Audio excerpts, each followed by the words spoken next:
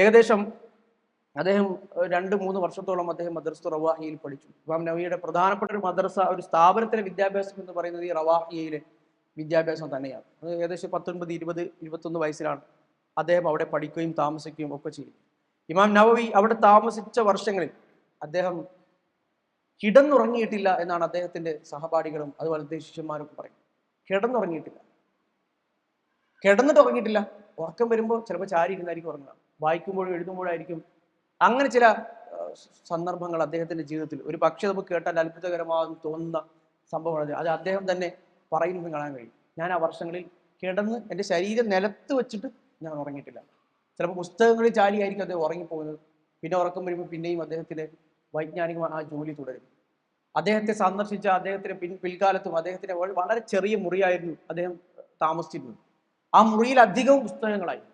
അപ്പോൾ അദ്ദേഹത്തെ സന്ദർശിക്കാൻ വരുന്ന മറ്റു പല പണ്ഡിതന്മാരും പിന്നീട് അവരുടെ ചരിത്രത്തിൽ എഴുതിയിട്ടുണ്ട്, ഞാൻ അങ്ങോട്ട് കയറി ചെന്നപ്പോൾ എനിക്ക് ഇരിക്കാൻ പോലും അവിടെ സ്ഥലമില്ല, ഗ്രന്ഥങ്ങളാണ് അധികം ഉള്ളത്. അപ്പോൾ പുസ്തകങ്ങളൊക്കെ ഒന്ന് അങ്ങോട്ട് മാറ്റി വെച്ചിട്ടാണ് എനിക്ക് ഇരിക്കാനൊരു സ്ഥലം തന്നത്. ഞാനവിടെ ഇരുന്ന് കുറച്ച് സംസാരിച്ചു എന്നല്ലാതെ എനിക്ക് എന്താണ് അദ്ദേഹത്തിന് അടുത്ത് നിന്ന് വേറൊന്നും ഒരു പരിഗണനയൊന്നും കിട്ടുന്നില്ല എന്നാണ് എനിക്ക് തോന്നുന്നത്. ഞാൻ അവിടെ ഇല്ലാത്ത പോലെയാണ് അദ്ദേഹത്തിന്റെ പെരുമാറ്റം. എന്തോ ഒരു നഷ്ടപ്പെട്ടു പോയ ഒരു മനുഷ്യനെ പോലെ, ചില പണ്ഡിതന്മാരുടെ അഭിപ്രായത്തിൽ ഒരു കുഞ്ഞു നഷ്ടപ്പെട്ട ഉമ്മയെ പോലെ പുസ്തകങ്ങൾ തിരയുന്ന ഇമാം നവവിയാണ്. അത്രമാത്രം വലിയ തീവ്രമായ അഭിലാഷത്തോടുകൂടി വിജ്ഞാനം നുകരുന്ന നവവിയാണ് നമുക്ക് അവിടെ കാണാൻ സാധിച്ചത് എന്ന് അദ്ദേഹത്തെ കുറിച്ച് പറയാം. അദ്ദേഹത്തിന്റെ ജീവിതം പരിശോധിച്ച് നമുക്ക് മനസ്സിലാക്കുന്നത്, ഞാൻ നേരത്തെ പറഞ്ഞ അദ്ദേഹം വിവാഹിതൻ പോലുമല്ല. വളരെ ചുരുങ്ങിയ കാര്യം 47-46 വയസ്സ് വരെയാണ് അദ്ദേഹം ജീവിക്കുന്നത്. അതിനിടയിൽ അദ്ദേഹത്തിന്റെ ജീവിതം എന്തിൽ അദ്ദേഹം ഹോമിച്ചു എന്ന് പറഞ്ഞാൽ, എന്തിൽ മുഴുകി എന്ന് പറഞ്ഞാൽ അറിവല്ലാതെ മറ്റൊന്നും അദ്ദേഹത്തിന്റെ ജീവിതത്തിൽ നമ്മൾ കാണുന്നില്ല. ഇങ്ങനെയുള്ള ചില മനുഷ്യന്മാർ ചരിത്രത്തിലുണ്ടാകും. ഷെയ്ഖുൽ ഇസ്ലാം ഇബ്നു തൈമിയ ഇതുപോലുള്ള മനുഷ്യരാണ്. അഥവാ അല്ലാഹു സുബ്ഹാനഹു വ തആല തെരഞ്ഞെടുക്കുന്ന ചില ആളുകളാണ്. അവരുടെ ജീവിതം മുഴുവൻ ദീനിനു വേണ്ടി ചെലവഴിച്ചു കഴിഞ്ഞു. ജീവിതം മുഴുവൻ അറിവിന് വേണ്ടി ചെലവഴിച്ചതാവും. വേറെ ഒരു ജോലിയോ അല്ലെങ്കിൽ വേറെ ഒന്നുമോ അവർക്കുണ്ടാവില്ല. വേറെ എന്തെങ്കിലും ഇതിന് പിന്നിൽ വേറെ എന്തെങ്കിലും ലാഭേച്ഛയോ ഒന്നും അവർക്കുണ്ടാവില്ല. ഈ ചെയ്യുന്ന ജോലിക്ക് പോലും നാം നേരത്തെ പറഞ്ഞ ഇമാം നവവി അദ്ദേഹം ഈ മദ്രസയിൽ നിന്ന്, അത് മദ്രസ നടത്തിയിരുന്നത് അവിടുത്തെ ഭരണകൂടമാണ്, അതിൽ നിന്ന് ശമ്പളം പറ്റാറുണ്ടായിരുന്നില്ല. അവിടെ വിദ്യാർത്ഥികൾക്ക് വേണ്ടി അനുവദിക്കപ്പെട്ട, അവിടെ പഠിപ്പിക്കുന്നതും അവിടെ താമസിക്കുന്ന ആളുകൾക്ക്, അവിടുത്തെ പണ്ഡിതന്മാർക്കൊക്കെ അനുവദിക്കപ്പെട്ട അവിടുത്തെ ക്യാൻറ്റീനിൽ അദ്ദേഹം ഭക്ഷണം പോലും കഴിക്കാറുണ്ടായിരുന്നില്ല. സ്വന്തം ചെലവിലായിരുന്നു അദ്ദേഹം ഭക്ഷണം കഴിച്ചിരുന്നത് എന്ന് കാണാൻ. അദ്ദേഹത്തെ ഉപ്പ് അയച്ചു കൊടുക്കുന്ന ചെലവ്. മരണം വരെ അദ്ദേഹം അങ്ങനെയാണ് ജീവിച്ചത് എന്നാണ് ചരിത്രത്തിൽ നമുക്ക് ബോധ്യപ്പെടുന്നത്. അദ്ദേഹത്തെ അന്ന് പോലും ആളുകൾ ഈ പഠനകാലത്ത് പോലും ഒരു വിദ്യാർത്ഥി അല്ലെങ്കിൽ ഒരു അറിവ് തേടുന്ന മനുഷ്യരെന്നതിൽ ഉദാഹരണമായി ആളുകൾ എടുത്തു കാണിച്ച് പറഞ്ഞിരുന്നതാണ്. രാപ്പകലില്ലാതെ നാം നേരത്തെ പറഞ്ഞതുപോലെ ഒരു കുഞ്ഞ് നഷ്ടപ്പെട്ട ഉമ്മയെ പോലെ അറിവ് തേടുന്ന ഒരു മനുഷ്യനായി അദ്ദേഹത്തെ, രാത്രി ഉറങ്ങാത്ത ഒരു മനുഷ്യനായി അദ്ദേഹത്തെ അവർ വിശേഷിപ്പിക്കുകയും എപ്പോഴും വായിക്കുന്ന, അദ്ദേഹം എവിടേക്കെങ്കിലും നടന്നു പോകാനുള്ള സന്ദർഭങ്ങളുണ്ട് എങ്കിൽ അദ്ദേഹം അത് ഉപയോഗപ്പെടുത്തിയിരുന്നത് പഠിച്ച ഹിഫ്ളാക്കിയ മനപ്പാടമുള്ള കാര്യങ്ങൾ വീണ്ടും ഓർമ്മിച്ചത് റിപ്പീറ്റ് ചെയ്യാൻ, മുറാജ ചെയ്യാനായിരുന്നു എന്ന് കാണാൻ കഴിയും. ഇസ്ലാമിക ചരിത്രത്തിൽ അങ്ങനെ പല നിരവധി പണ്ഡിതന്മാർ, ഖതീബുൽ ബഗ്ദാദി റഹ്മത്തുള്ളാഹി അലൈഹി പോലെയുള്ള ആളുകൾ, അദ്ദേഹം വലിയ പണ്ഡിതനായിരുന്നപ്പോൾ അദ്ദേഹം എങ്ങോട്ടെങ്കിലും നടന്നു പോകാനുണ്ടെങ്കിൽ കൂടെ ഒരു ശിഷ്യനെയും കൂട്ടും. എന്നിട്ട് ആ ശിഷ്യനോട് വായിക്കാൻ പറയും. നടക്കുന്ന സമയത്ത് ആ വായന കേട്ടുകൊണ്ട് ആ ശിഷ്യനെ തിരുത്തി കൊടുത്തുകൊണ്ട്, അല്ലെങ്കിൽ തനിക്ക് വായിക്കാനുള്ള പുസ്തകങ്ങൾ ആ ശിഷ്യനെ കൊണ്ട് വായിപ്പിച്ചുകൊണ്ടാണ് നടന്നു പോകാറുണ്ട്. അദ്ദേഹം വഴിയിലൂടെ പുസ്തകം നോക്കി നടന്നു പോകുന്നത് നമ്മൾ ഒരുപാട് തവണ കണ്ടിട്ടുണ്ട് എന്ന് അദ്ദേഹത്തിന്റെ ജീവചരിത്രത്തിൽ പണ്ഡിതന്മാർ രേഖപ്പെടുത്തുന്നതാണ്. നടന്നു പോകുമ്പോൾ, ഭക്ഷണം കഴിക്കുമ്പോൾ മറ്റൊരാളെ, ഒരു ശിഷ്യനെ അല്ലെങ്കിൽ വീട്ടിലുള്ള ആളെ വായിക്കാൻ ഏൽപ്പിച്ച് അത് കേട്ടുകൊണ്ട് ഭക്ഷണം കഴിക്കുന്ന പണ്ഡിതന്മാരുടെ ചരിത്രത്തിൽ നമ്മൾ വായിക്കുന്നു. അപ്പൊ ഇമാം നവവി റഹ്മത്തുള്ളാഹി അലൈഹി അങ്ങനെയുള്ള ഒരു മനുഷ്യനെ ഈ പഠനകാലത്ത്, അദ്ദേഹത്തിന് ഈ പഠനകാലം ഇങ്ങനെ ആരംഭിക്കുന്ന ഈ സമയത്തൊക്കെ ഒരു ദിവസം അദ്ദേഹം പഠിക്കാറുണ്ടായിരുന്നു 12 ദർസുകൾ അദ്ദേഹം അറ്റൻഡ് ചെയ്യുമായിരുന്നു എന്ന് കാണാൻ. 12 വ്യത്യസ്ത വിഷയങ്ങളിൽ അദ്ദേഹം 12 പണ്ഡിതന്മാരുടെ ക്ലാസ്സുകളിൽ അദ്ദേഹം അറ്റൻഡ് ചെയ്യാം ഒരു ദിവസം. കാരണം വേറെ ജോലിയോ മറ്റു കാര്യങ്ങളൊന്നും അദ്ദേഹത്തിന് ഇല്ല. മുൻകാലത്തെ പല പണ്ഡിതന്മാരുടെയും, അവർ ഇന്നത്തെ കാലം പോലും അല്ലല്ലോ. ഇന്ന് ഇപ്പോൾ സ്ഥാപനങ്ങളുണ്ട്. ഒരു സ്ഥാപനത്തിൽ എത്തിക്കഴിഞ്ഞാൽ ആ സ്ഥാപനത്തിൽ ഒരു ഷെഡ്യൂൾ ഉണ്ടാകും. അവിടുത്തെ പണ്ഡിതന്മാർ വന്നു പോകുന്ന ഒരു സമയക്രമം ഉണ്ടാകും. അപ്പൊ ആ സമയത്ത് അവിടെ നിശ്ചയിച്ച പീരീഡിൽ അവിടെ എത്തിക്കഴിഞ്ഞാൽ ആ പണ്ഡിതൻ ഉണ്ടാവും. വേറെ പ്രശ്നങ്ങളൊന്നും ഇല്ലെങ്കിൽ അവിടെ ഉണ്ടാവും. പക്ഷെ അന്നത്തെ കാലത്ത് അങ്ങനെയല്ലല്ലോ. ചില പണ്ഡിതന്മാരൊക്കെ പറയുന്നത്, നമ്മൾ ആ നാട്ടിലെത്തുമ്പോൾ ചിലപ്പോൾ ആ പണ്ഡിതൻ ആ നാട്ടിൽ പോകാൻ നിൽക്കുകയായിരിക്കും, വേറെ എങ്ങോട്ടെങ്കിലും യാത്ര ചെയ്യാൻ നിൽക്കുകയായിരിക്കും, ചിലപ്പോൾ മരിച്ചു പോയിട്ടുണ്ടാവും. അപ്പോൾ ഒരു സ്ഥലത്ത് അവിടേക്ക് എത്തുക എന്ന് പറഞ്ഞാൽ ഇന്ന് തീരുമാനിച്ചാൽ കയ്യിൽ എന്താണോ ഉള്ളത് അതൊക്കെ കെട്ടിപ്പറുക്കി നേരെ പോവുക എന്നല്ലാതെ വേറെ മാർഗമൊന്നുമില്ല. കാരണം അദ്ദേഹം മരിച്ചാൽ പ്രശ്നമാണ്. ഇമാം ദഹബി റഹ്മത്തുള്ളാഹി അലൈഹി അദ്ദേഹത്തിന്റെ താരിഖുൽ ഇസ്ലാമിൽ താൻ അനവധി യാത്ര ചെയ്ത് ഇതുപോലെ ഡമസ്കസിലെത്തി താൻ അവിടെ എത്തുന്നതിന് 10 ദിവസം മുമ്പ് മരിച്ചുപോയ വലിയൊരു പണ്ഡിതയെക്കുറിച്ച്, ഇസ്ലാമിക ഒരു വനിതാ രത്നത്തെക്കുറിച്ച് അദ്ദേഹം വിഷമത്തോടു കൂടി അദ്ദേഹത്തിന്റെ ഇസ്ലാമിക ചരിത്രം എന്ന ഗ്രന്ഥത്തിൽ എഴുതുന്നുണ്ട്. വലിയൊരു പണ്ഡിതയായിരുന്നു, സ്ത്രീയായിരുന്നു, അവരിൽ നിന്ന് പഠിക്കാനാണ് പോയത്. പക്ഷേ അവിടെ എത്തുന്നതിന് മുമ്പ് അവർ എത്തിയപ്പോഴാണ് അറിഞ്ഞത് അദ്ദേഹം എത്തുന്നതിന് 10 ദിവസം മുമ്പ് അവർ മരിച്ചുപോയി. അത് വളരെ വിഷമത്തോടുകൂടി അദ്ദേഹം അദ്ദേഹത്തിന്റെ താരിഖുൽ ഇസ്ലാമിൽ എഴുതുന്നു.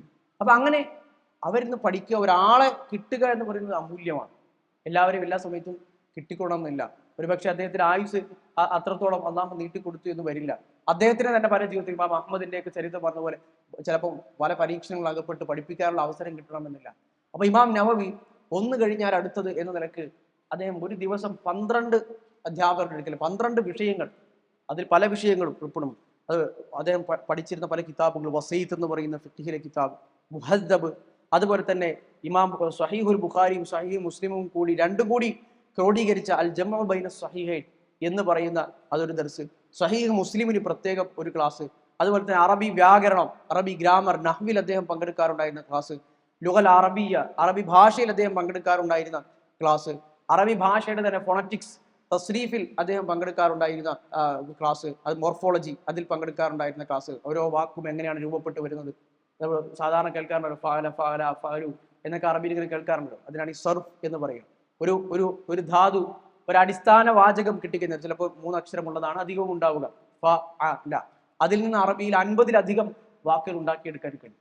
ചെയ്തു, ചെയ്യുന്നു, ചെയ്യും, അതുപോലെ തന്നെ ചെയ്യുന്ന ആൾക്ക് പറയുന്ന പേര്, ചെയ്യപ്പെട്ട ആൾക്ക് പറയുന്ന പേര്, ചെയ്യുന്ന ഉപകരണത്തിന് പറയുന്ന പേര്, അതുപോലെ തന്നെ ചെയ്യുന്ന സ്ഥലത്തിന് പറയുന്ന പേരൊക്കെ ഒറ്റ വാചകത്തിൽ തന്നെ ഉണ്ടാക്കാൻ കഴിയും. സജദ എന്ന വാക്ക് സുജൂദ് ചെയ്തു എന്നാണ് അർത്ഥം. സാജിദ് എന്ന് പറഞ്ഞാൽ സുജൂദ് ചെയ്യുന്നവൻ. മസ്ജൂദ് എന്ന് പറഞ്ഞാൽ ആർക്ക് വേണ്ടിയാണോ സുജൂദ് ചെയ്തത് അവർ. മസ്ജിദ് എന്ന് പറഞ്ഞാൽ സുജൂദ് ചെയ്യുന്ന സ്ഥലം. അങ്ങനെ തുടങ്ങി ഒരൊറ്റ വാക്ക് കിട്ടിക്കഴിഞ്ഞാൽ അറബി ഭാഷയുടെ ഒരു പ്രത്യേകത കൂടിയാണ് അത്. അതിൽ നിന്ന് 50-ലധികം വാക്കുകൾ രൂപപ്പെടുത്തിയെടുക്കാൻ കഴിയും. അപ്പൊ അത് പഠിച്ചെടുക്കുക എന്നത് വളരെ പ്രധാനപ്പെട്ട, അത് ഏറ്റവും ബേസിക് അറിവാണ്.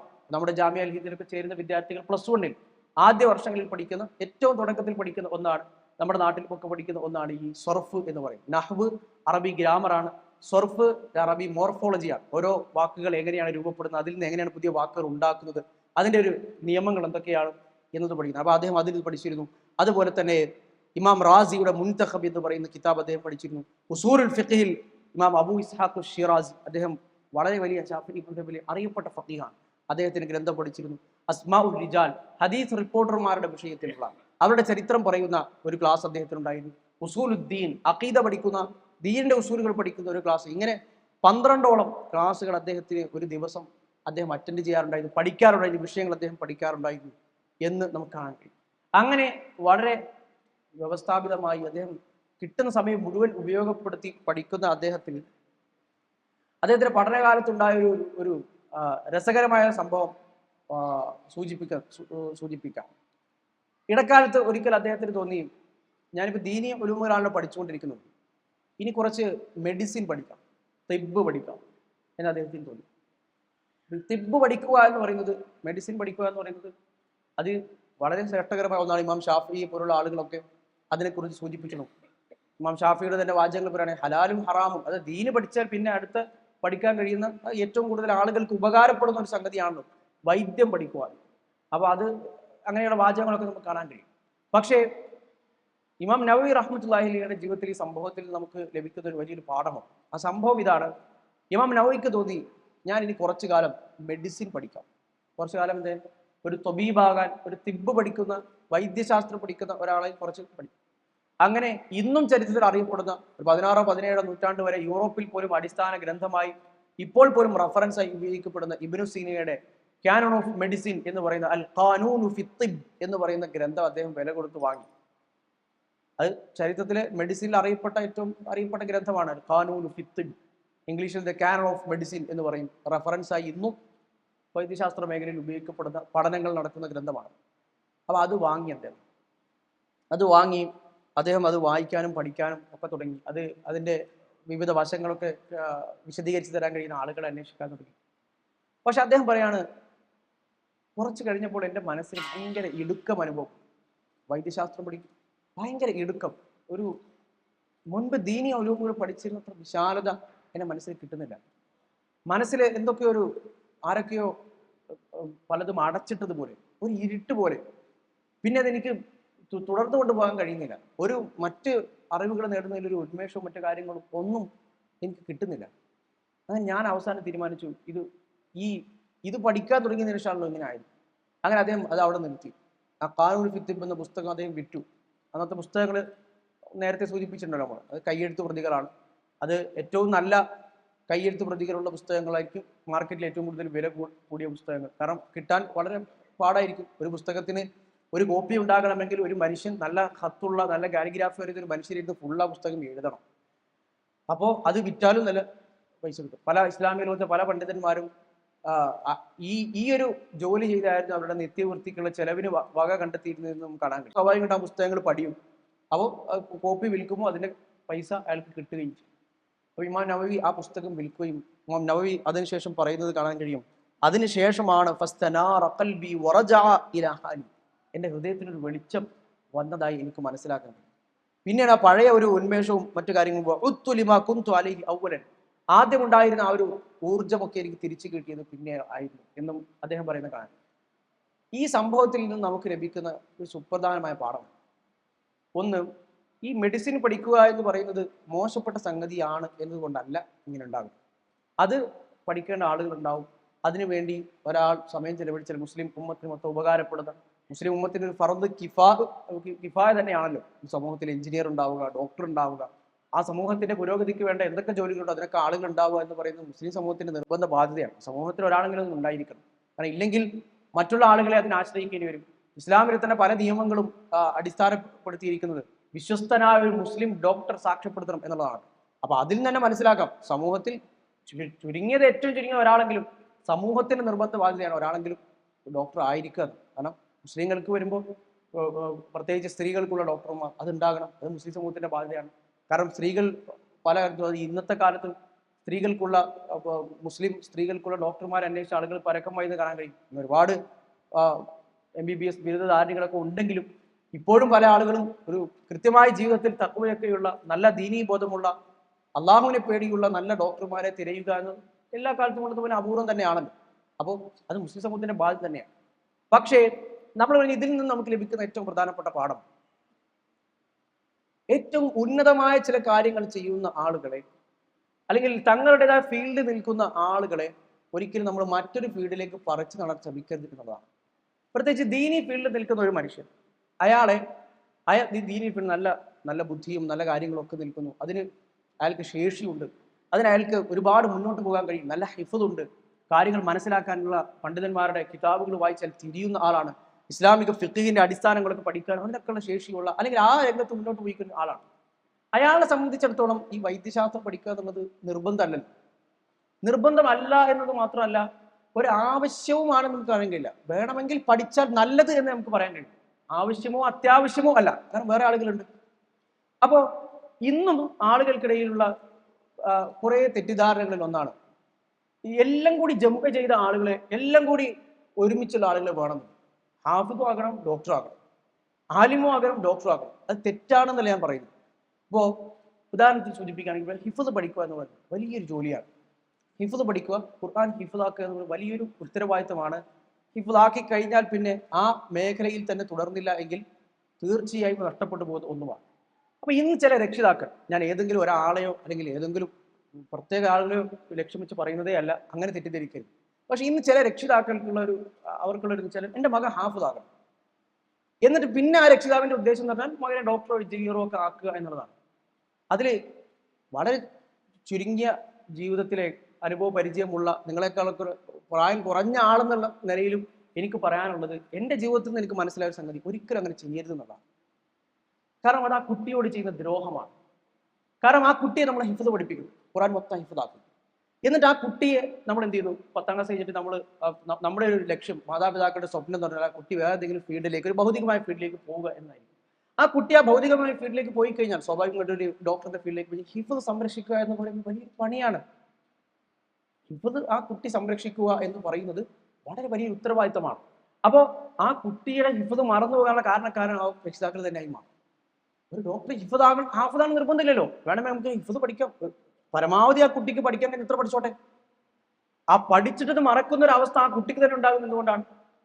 ഇപ്പൊ നമ്മുടെ ജാമ്യയുടെ കീഴിലുള്ള സംവിധാനങ്ങളിൽ നമ്മൾ ഈ രംഗത്ത് വിശിഷ്യ കഴിഞ്ഞ ഒരു 5-6 മാസങ്ങളായി ഹിഫ്ദിന്റെ രംഗത്ത് പഠനം നടത്തുകയും കുറേയേറെ സ്ഥാപനങ്ങൾ സന്ദർശിക്കാൻ അവിടെയുള്ള ഈ രംഗത്ത് വർഷങ്ങളായി പതിറ്റാണ്ടുകളായി പ്രവർത്തിച്ചുകൊണ്ടിരിക്കുന്ന ഇന്ത്യയിലെ തന്നെ തലമുതിർന്ന പണ്ഡിതന്മാരെ സന്ദർശിക്കാനുള്ള ഒരു ഭാഗ്യം ലഭിച്ചു. ഒരു ടീമിന്റെ ഭാഗമായി നമ്മൾ യാത്ര ചെയ്തു. ജാമ്യയുടെ കീഴിലുള്ള ഖുർആൻ സംവിധാനങ്ങളിൽ കേരളത്തിൽ എവിടെയും ഈ ഖുർആൻ സംവിധാനങ്ങൾ തുടങ്ങിയാൽ അത് കുറ്റപ്പെട്ടതാക്കണം എന്ന ലക്ഷ്യത്തിൽ അവിടെ പോയി നിന്നൊക്കെ മനസ്സിലായ ഒരു കാര്യമാണത്. ഹിഫ്ദ് പഠിക്കുമ്പോൾ അതിന് കൃത്യമായി ആദ്യം ചെയ്യേണ്ടത് ആദ്യം രക്ഷിതാക്കളോട് സംസാരിക്കുക എന്നുള്ളതാണ്.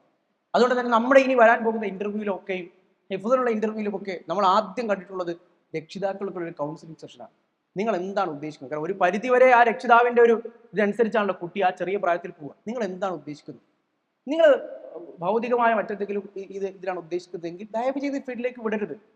കാരണം ഇത് പഠിച്ചിട്ട് അതിനേക്കാൾ എത്രയോ നല്ലത് കുട്ടിക്ക് കഴിയുന്നത് എന്ത് ചെയ്യട്ടെ, നാട്ടിലുള്ള പള്ളിയിൽ നിന്നോ അല്ലെങ്കിൽ നാട്ടിലുള്ള ഉസ്താദിന്റെ അടുത്ത് നിന്നോ 1-2 ജുസ് ഹിഫ്ദായിക്കോട്ടെ. ഹാഫിദാകണം ഇത്ര നിർബന്ധം. ഇപ്പൊ രണ്ടും കൂടി ഒരുമിച്ച് വന്നാൽ ഒരു പക്ഷേ ചിലപ്പോൾ രണ്ട് നഷ്ടപ്പെടുന്ന, പ്രത്യേകിച്ച് ദീനി ഖുർആൻ പോലുള്ള നഷ്ടപ്പെട്ട് കഴിഞ്ഞാൽ അതിന്റെ കുറ്റവും അതിനനുസരിച്ച് വലുതാണ്. അപ്പോൾ നമ്മൾ അങ്ങനെ ഒരു പിടിവാശി നമുക്കുണ്ടെങ്കിൽ നമ്മളത് മാറ്റണം എന്നതാണ്. നല്ല ദീനി വിദ്യാഭ്യാസം കൊടുക്കാം, തർബിയത്ത് കൊടുക്കാം, അഖീദ പഠിപ്പിക്കാം, അതുപോലെ തന്നെ ഹദീസുകൾ പഠിപ്പിക്കാം, പരമാവധി ദീനി ഇൽമുകൾ പഠിക്കാം, ഇസ്ലാമികമായ മൂല്യങ്ങളും സംസ്കാരങ്ങളും ഒക്കെ പകർന്നുകൊണ്ട് നമുക്ക് പറ്റും. പക്ഷെ രണ്ടിലും ഏറ്റവും അങ്ങേയറ്റത്ത് തന്നെ വേണം എന്ന് പറയുന്നത് അത് രണ്ടും നഷ്ടപ്പെടാൻ, അല്ലെങ്കിൽ പ്രത്യേകിച്ച് ദീനി കാര്യങ്ങൾ നഷ്ടപ്പെടാൻ, പിന്നെ അവസാനം ആ ദുനിയവിയായ കാര്യം മാത്രം ശേഷിക്കാനുള്ള സാധ്യത കൂടുതൽ.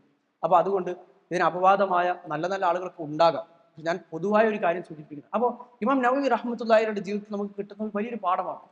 നല്ലൊരു ദീനിയായ ഫീൽഡിൽ ഒരു രംഗത്ത് സേവനം ചെയ്തുകൊണ്ടിരിക്കുന്ന ഒരാളെ സംബന്ധിച്ചിടത്തോളം അയാൾ അത്ര അത്യാവശ്യമൊന്നുമില്ലാത്ത, ആ നാട്ടിൽ വേറെ ഡോക്ടർമാരുണ്ട്, ആ നാട്ടിൽ ഒരാളുമില്ല ഡോക്ടർ, ഇദ്ദേഹത്തിന് മാത്രമേ അതിനുള്ള കഴിവുള്ളൂ എങ്കിലും ഒക്കെ. അപ്പൊ ഇന്നത്തെ നമ്മുടെ സാഹചര്യങ്ങളൊന്നും അങ്ങനെയല്ലല്ലോ. അപ്പൊ അത് നമ്മുടെ വരും തലമുറയെ പഠിപ്പിക്കുന്ന രംഗത്താണെങ്കിലും നമ്മൾ പഠിക്കുന്ന രംഗത്താണെങ്കിലും നമ്മൾ കാത്തുസൂക്ഷിക്കേണ്ട ഒന്നാണ്. ഒരു ഫീൽഡ് തിരഞ്ഞെടുക്കുക, ആ ഫീൽഡിലേക്ക് എന്ത് ചെയ്യാം, പരമാവധി അതിൽ ഏറ്റവും മുന്നേറാൻ ശ്രമിക്കുക. അത് ദീനി ഫീൽഡ് ആണെങ്കിൽ ആയിക്കോട്ടെ, ദീനി ഫീൽഡിൽ തന്നെ ഹാഫിദായിരുന്നു, പിന്നെ എന്തായാലും ഒരു ആലിമാകാൻ ഹിഫ്ദിന്റെ ഒരു തുടർച്ച, ഖുർആൻ മനപ്പാടമാക്കിയതിലുള്ളത് ഒന്നാമത്തെ ഒരു പടിയാണ്. പിന്നെ ദീനി ഫീൽഡിൽ തന്നെ നിൽക്കുകയാണെങ്കിൽ സ്വാഭാവികമായിട്ടും പിന്നെ ദീനി കാര്യങ്ങളിൽ ഇടപെടാനും ഖുർആന്റെ ആശയ ആദർശങ്ങളും ആ തലങ്ങളും അർത്ഥതലങ്ങളൊക്കെ കൂടുതൽ പരിചയപ്പെടാനും, അങ്ങനെ ഹിഫ്ദ് മാത്രമല്ല ഖുർആനുമായി തന്നെ കൂടുതൽ അതിന്റെ വിവിധ വശങ്ങളൊക്കെ ബന്ധപ്പെടാനും ഒക്കെ അവർക്ക് കഴിയും. ശരിയാണ്, ദീനി ഫീൽഡിന് അതിൻ്റെതായ ഫദീലത്തുണ്ട്, അള്ളാഹുവിന്റെ അടുക്കൽ ശ്രേഷ്ഠതയുണ്ട്. അതിന് നമ്മൾ ഒന്നുകിൽ പൂർണ്ണമായി അതിലേക്ക് തിരിച്ചു വിടുക, അല്ലെങ്കിൽ ആവശ്യമുള്ള ഒരു മുസ്ലിമിനെ സംബന്ധിച്ചിടത്തോളം നിർബന്ധമായും അനിവാര്യമായി അറിഞ്ഞിരിക്കേണ്ട കാര്യങ്ങൾ പഠിപ്പിക്കുകയും കഴിയുന്നത്ര നിസ്കാരത്തിലും മറ്റും ഓതാനും ആവശ്യമായ ഖുർആൻ ഹിഫ്ദാക്കിപ്പിക്കുകയും ഖുർആൻ മുഴുവൻ നല്ല രൂപത്തിൽ കണ്ട് ഓതാനും തജ്വീദ് അനുസരിച്ച് പാരായണം ചെയ്യാനൊക്കെ ഒരു പ്രാപ്തി നേടുകയും പിന്നെ ഏതാണോ നമ്മൾ ഭൗതികമായ മേഖല ഉദ്ദേശിക്കുന്നത് അതിലേക്ക് പോവുകയും ചെയ്യുക എന്നാണ് ഏറ്റവും നല്ല ഒരു കാര്യമായി മനസ്സിലാക്കാൻ കഴിയുന്നത് ഇസ്ലാമിക ചരിത്രത്തിൽ നിന്നും ഒക്കെയും.